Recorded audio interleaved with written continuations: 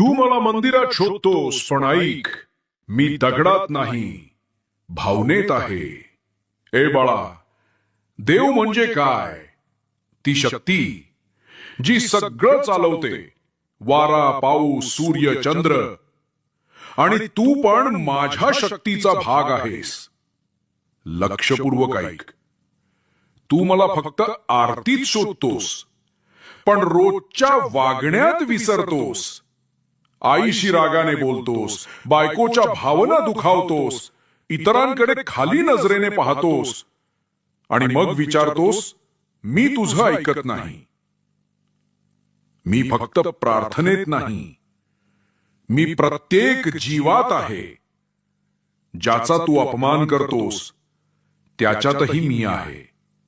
मी प्रत्येक श्वासात, प्रत्येक माणसात आहे. म्हणून सांगतो बाळा,